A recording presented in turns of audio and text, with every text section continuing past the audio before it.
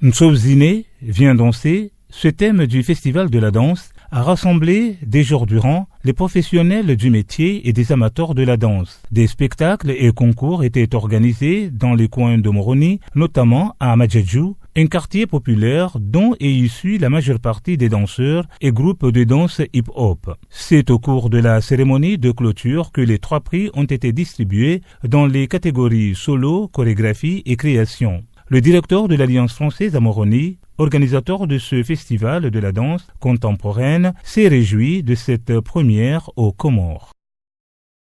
On est parti de zéro, juste d'une idée, de se dire tiens, la danse aux Comores a un potentiel énorme.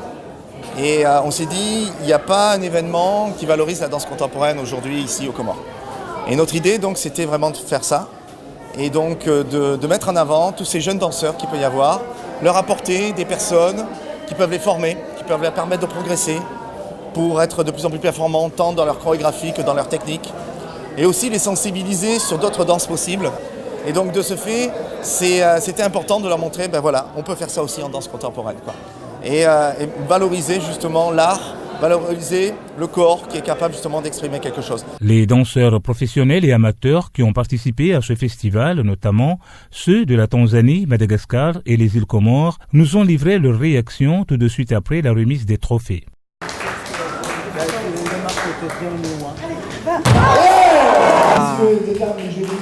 Nashipata kuongea vizuri kwa fulani nilikuwa nayo. Sema natumaini.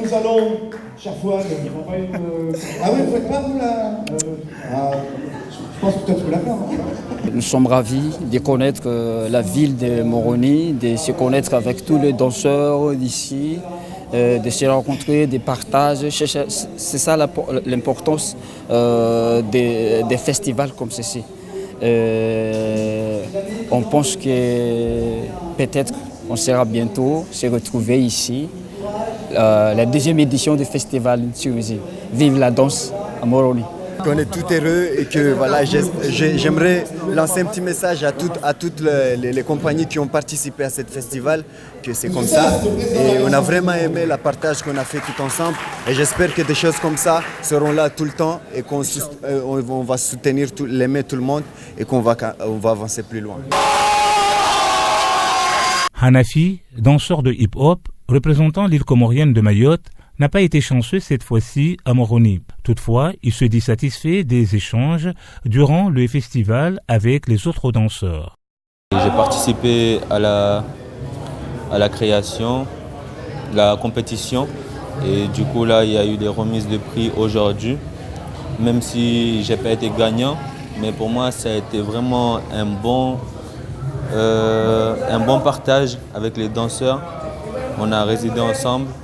Et c'était une bonne expérience pour moi en tout cas. Je constate que chaque île de Comores a sa propre façon de bouger corporellement et ont leur manière de s'exprimer en danse différemment. On découvre vraiment chaque nationalité de danse qu'il y a dans l'océan Indien.